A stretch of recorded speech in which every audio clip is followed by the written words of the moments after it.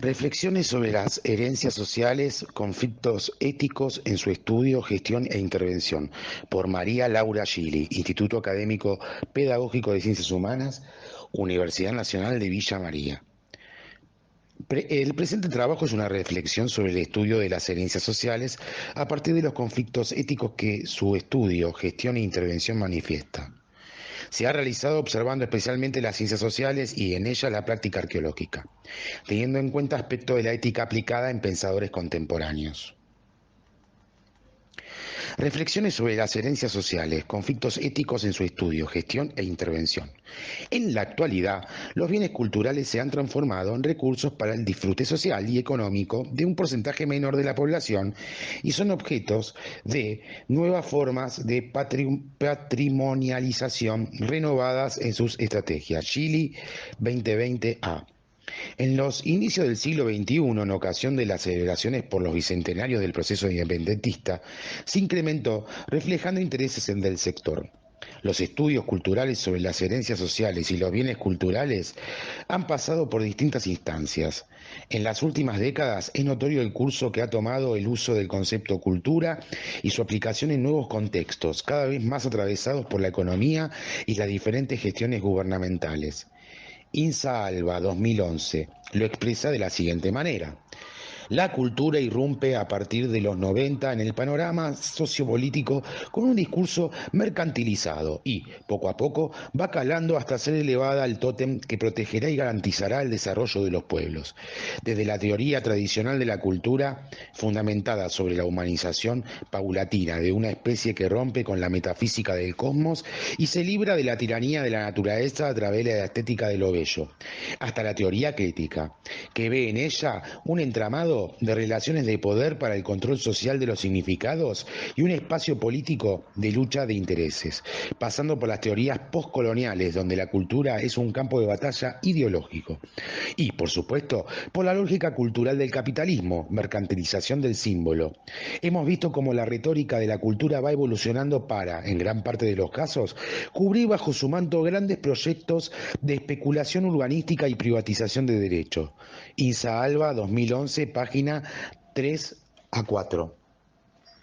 Las transformaciones sociales y políticas ocurridas en la segunda mitad del siglo XX afectaron el desarrollo de las ciencias sociales con nuevas preguntas a sus problemas de investigación y estudios tradicionales. Entre ellas se manifestarán interrogantes éticos a sus prácticas de trabajo y estudio.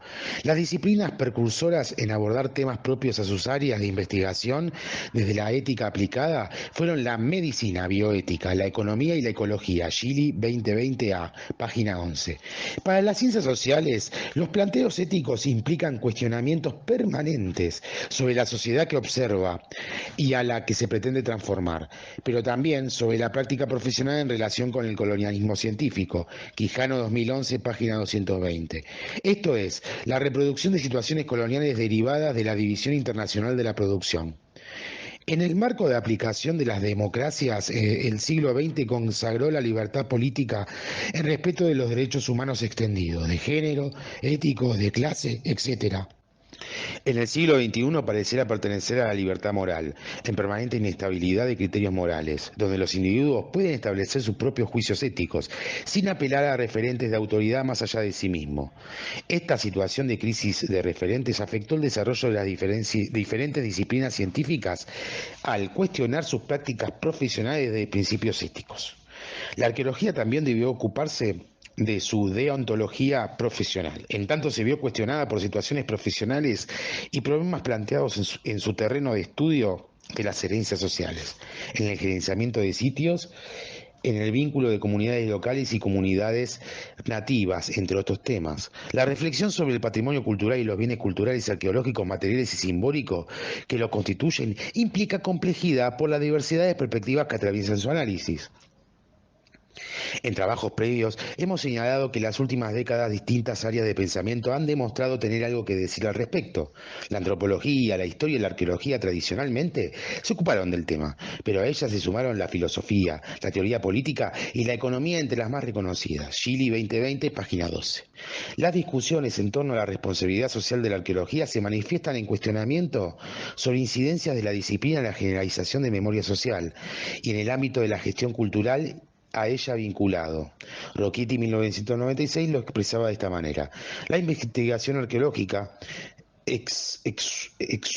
exhuma información y materiales, sitios arqueológicos, arte rupestre, objetos producidos por antiguas y recientes sociedades, que se vuelven rápidamente procesos culturales. Su explotación sistemática, entonces, los pondrá en riesgo de desaparecer, pero también sugiere una serie de cuestiones cuya esfera real depende más de la ética que del desarrollo. Rocchetti, 1996, páginas 47. La producción del conocimiento científico es un acto contextualizado, atravesado por aspectos sociales, políticos e ideológicos necesarios de considerar al momento de postular cualquier instancia de reflexión académica. Schuster, 1997. En este sentido, Octavio Ianni, 2001, señala en los inicios del siglo XXI que los cambios dados en las últimas décadas han producido una doble ruptura en dos ámbitos, el histórico y el epistemológico. En efecto, en el plano histórico, el cambio operado en la organización del trabajo, del fordismo al toyotismo, y en formas de sociabilidad, en los ideales, en los hábitos, en territorios y fronteras, en naciones y nacionalidades, han ocasionado que las tradicionales formas de pensamiento se vean desafiadas en sus conceptos básicos, provocando replanteos epistemológicos. Nación, Estado, sociedad, trabajo, producción, desempleo, cultura, son solo algunos de los muchos conceptos de las ciencias sociales en replanteo. Todos se originaron en el contexto de las sociedades nacionales. Así, el conocimiento acumulado sobre la sociedad nacional no es suficiente para explicar la sociedad global. Ianni, 2001, donde se está configurando un universo múltiple con una sociedad desigual y contradictoria que día a día aumenta la oposición entre lo particular y lo universal. Los problemas metodológicos que suponen analizar la sociedad global surgen porque la realidad se manifiesta como una totalidad problemática y compleja, atravesadas por situaciones particulares igualmente imponentes, bloques geopolíticos, transnacionales, sistemas económicos regionales, organismos internacionales de injerencia local, ONU, FMI, Banco Mundial, etc. Industrias culturales, entre otros, Ianni, 2001. Todo ello indica que se ha ampliado el escenario de las relaciones desiguales y combinadas donde las partes reproducen sus propios dinamismos y la realidad social se muestra al mismo tiempo local, mundial, regional, nacional y tribal. Pero dicha ruptura histórica y epistemológica también se manifiesta como crisis ética en diferentes ámbitos de la realidad. Así, por ejemplo, el tratamiento y uso, gestión, revalorización, visibilización del patrimonio arqueológico involucra el espacio de las relaciones comunitarias. En el mismo se visualiza la confrontación, apropiación local, apropiación académica. La primera defendiendo la pertenencia regional y sus nexos de identidad o bien su fuente de recursos económicos. La segunda defendiendo su protección e intervención especializada para la construcción de conocimiento científico. A los científicos sociales, por la naturaleza de sus trabajos y áreas de estudio, en ocasiones les corresponde hacer elecciones valorativas, asumir opciones entre valores incompatibles, además de ser su deber profesional por las actuales condiciones de producción de conocimiento en contexto latinoamericano o de países periféricos. Respetar, proteger y promover los derechos y el bienestar de todos aquellos afectados por su trabajo y el resultado de este. Se trata de asumir responsabilidad hacia las personas cuyas vidas y culturas son estudiadas. Frente a esta situación, las ciencias sociales, el patrimonio cultural material, monumentos arquitectónicos, sitios arqueológicos, objetos, etcétera, y simbólicos, saberes populares, tradiciones, mitologías, etcétera, se manifiestan como un problema científico atravesado por la política y la economía, en tanto lo cultural es utilizado como un bien que reproduce el sistema.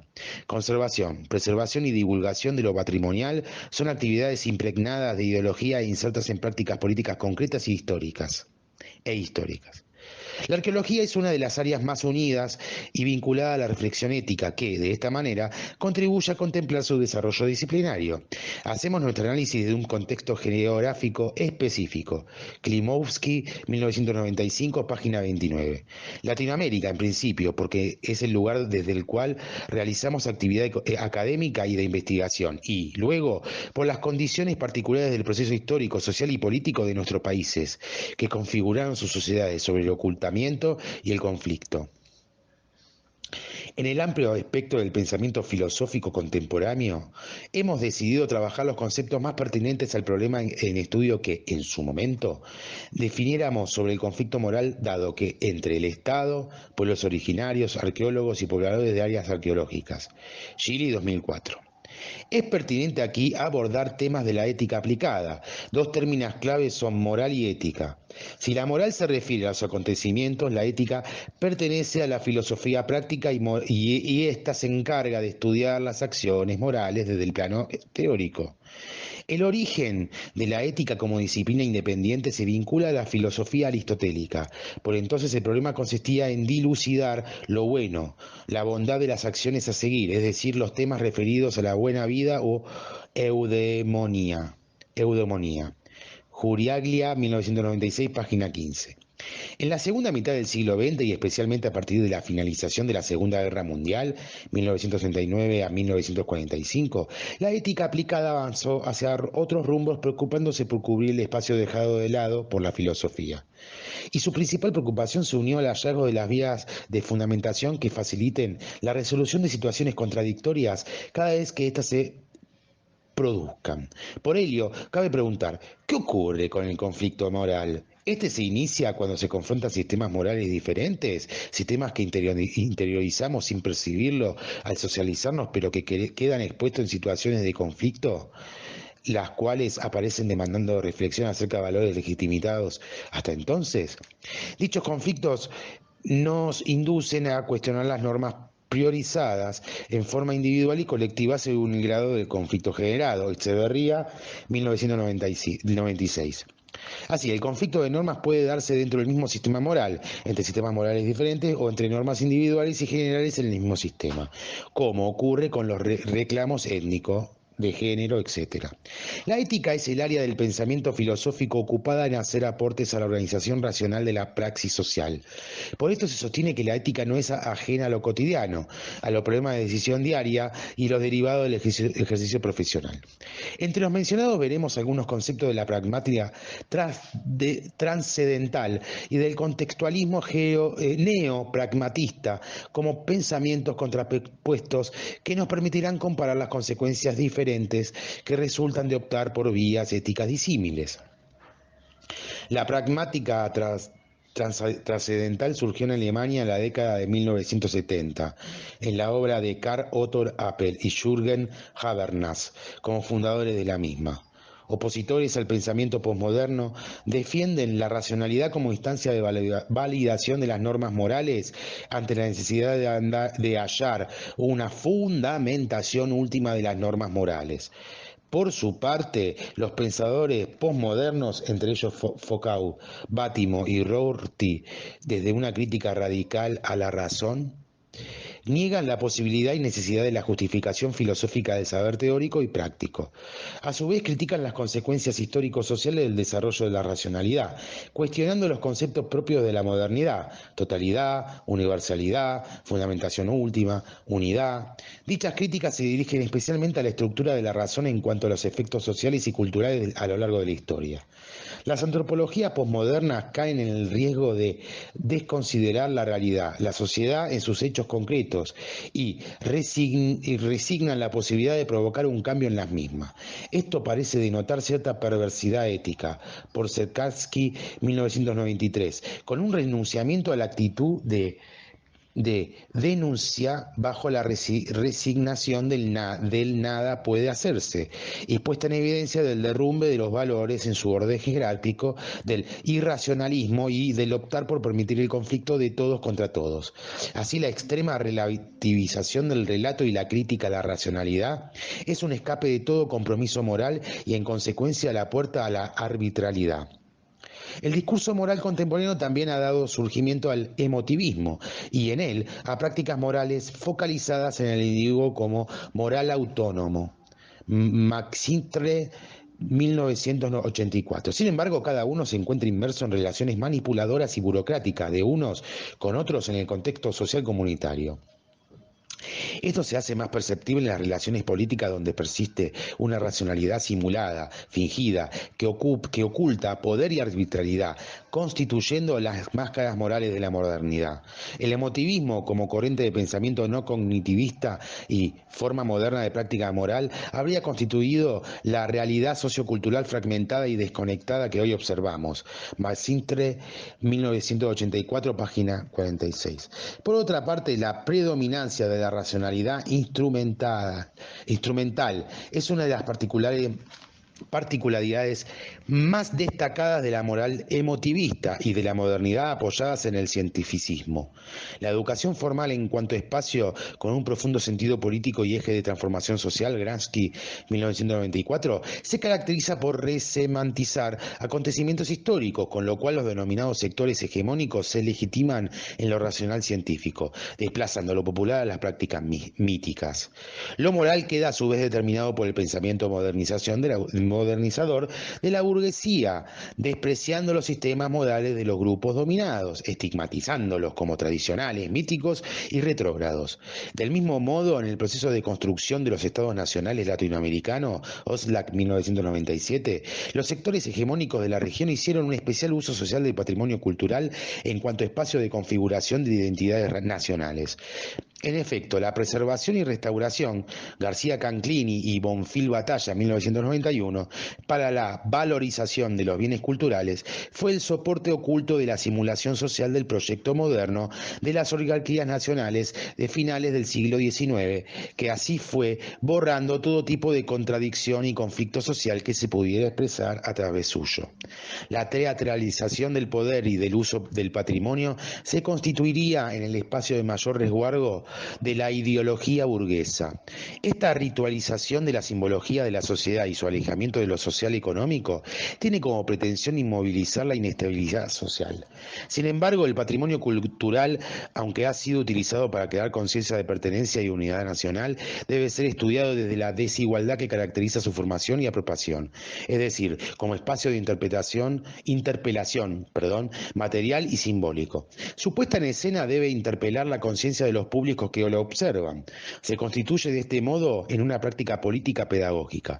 Planteando de esta manera la implementación de una efectiva política cultural involucra la comunidad científica y sus producciones de conocimiento, los miembros de la comunidad destinataria, sus motivaciones culturales emergentes, García Canclini y Bonfil Batalla, 1991, y las instituciones civiles y educativas que mediatizan el accionar de las dos primeras. Esta sería la manera de lograr que el uso del patrimonio cultural cumpla con su utilidad pública, la cual requiere la realización de investigación y puesta en valor de los sitios, en el caso de la arqueología, para la sociedad en general. Berberian, 1992.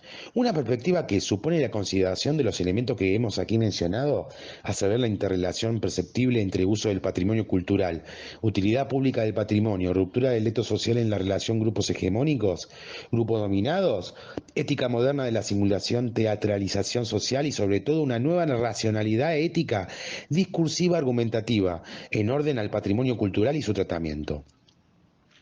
El devenir de la historia y el desarrollo tecnológico hoy presenta como necesario el autocontrol de la actividad humana, asumiendo responsabilidad por la historia desde el espacio de toma de decisión que os ocupe en cada momento. En el sistema político occidental, una de las maneras ideadas para la solución de conflicto han sido las soluciones de compromiso, votaciones, acuerdos, convenios, etc. En el marco de la democracia liberal, las mismas fundamentan el derecho y la política. Si retomamos la noción de responsabilidad, quien actúa siempre es responsable en tanto solo son reversibles los actos puramente mentales, las acciones son irreversibles. Heller, 1995. Por medio de la acción lo reversible se torna irreversible. Además, toda vez que se actúa en forma voluntaria y que por tanto se realiza una acción, se crea un precedente y por los precedentes creados se debe responder, en tanto la responsabilidad va acompañada del deber de asumirla. En consecuencia, quien actúa es responsable, crea precedentes y debe dar cuenta de sus actos. Por ello, hacer a alguien responsable de algo es atribuirle el haber realizado un acto en los términos explicitados. Se pueden señalar dos clases de responsabilidad. Una, retrospectiva, implica lo actuado o dejando de actuar. En general, todos somos responsables por nuestras acciones. Dos, prospectiva, implica el estar a cargo de, no es general, no todos tenemos responsabilidad en este sentido. Heller, 1995, página 90. No hacer lo que se debía haber realizado tiene casi la misma envergadura que hacer lo que se debía. Es decir, la omisión también obedece a la responsabilidad y se debe dar cuenta de ello.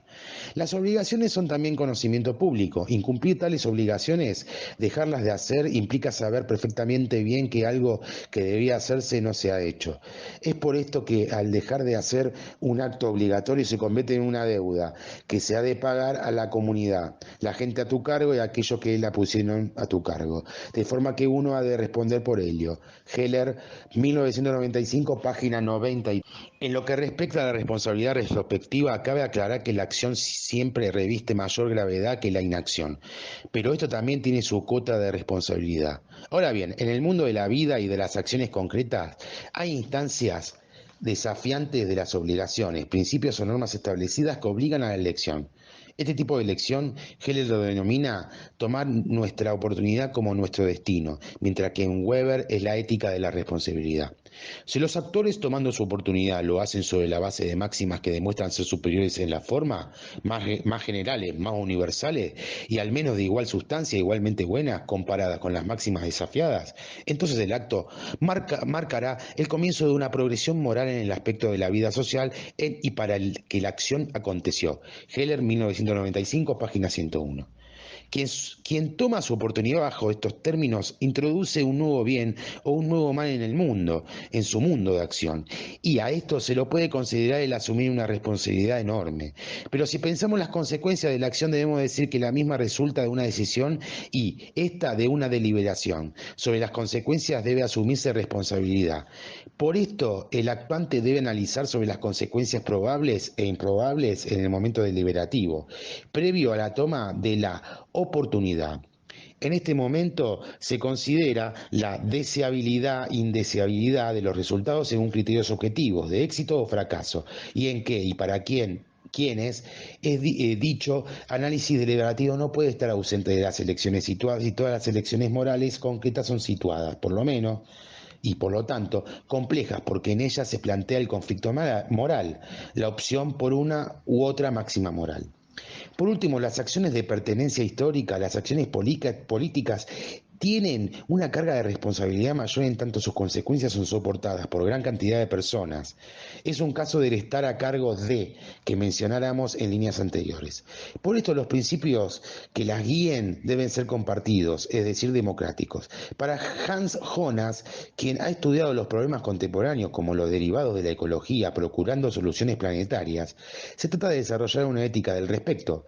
Jonas, 1995. Para la actual era tecnológica, en la cual la ética que siempre se relaciona a las acciones, ahora con un alcance sin precedentes y afectando en una gran medida el futuro de carácter de irreversibilidad, necesita focalizarse en el concepto de responsabilidad. En tanto la ética se vincula a las acciones, un cambio en estas conlleva un cambio también en los principios éticos que las regulen.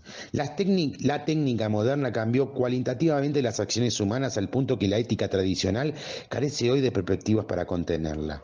Por esto es necesario fundar una ética propia a las condiciones del mundo contemporáneo, tecnologizado y planetarizado, muy distante del mundo antiguo, espacio originario del pensamiento ético-filosófico, donde la vida humana transcurría entre lo permanente y lo cambiante. Jonas, 1995, página 28. Estando ambas cosas ligadas a la naturaleza y sus obras. De esta manera la ética no se ocupaba de los objetos no humanos.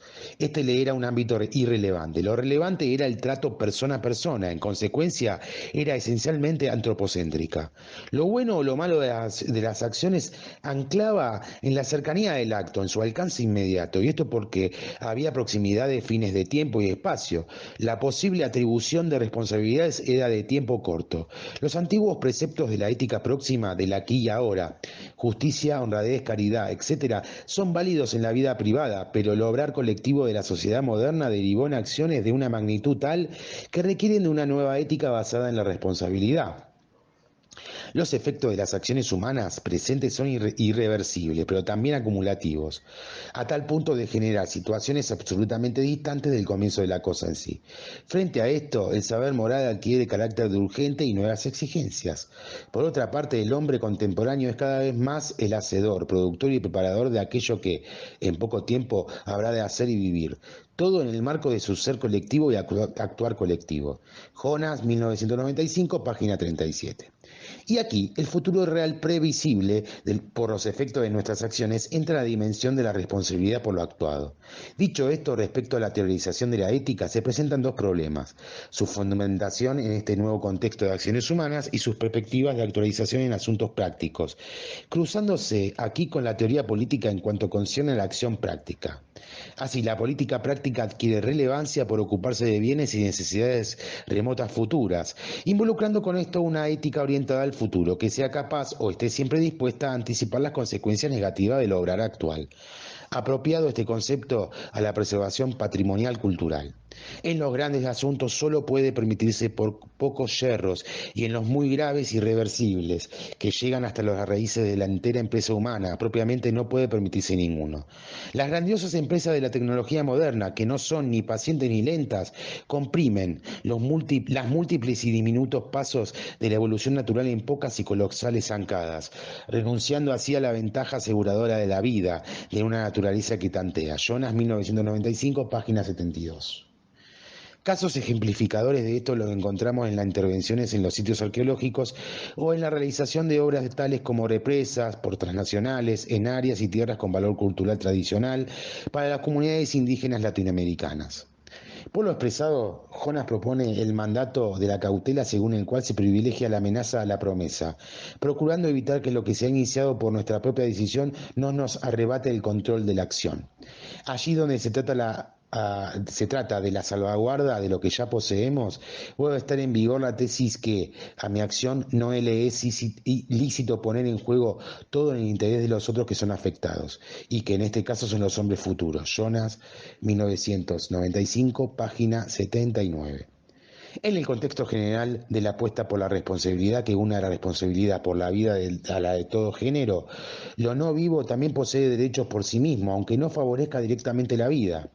Es el ejemplo de los sitios arqueológicos y una razón al porqué de su preservación y conservación, que se puede ampliar con la idea según la cual la responsabilidad política implica considerar y asegurar la política futura y su realización.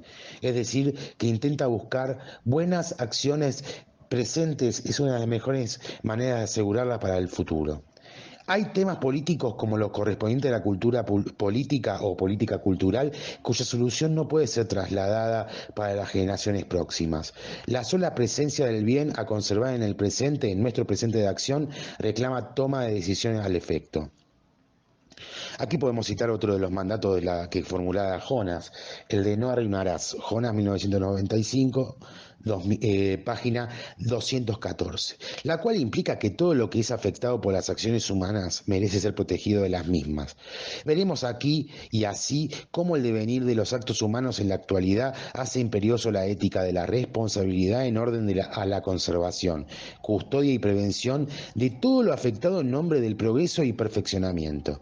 Es una apuesta a la responsabilidad activa, aquella que conduce a tomar partido siempre, a dar respuestas a lo actuado u omitido en cada caso.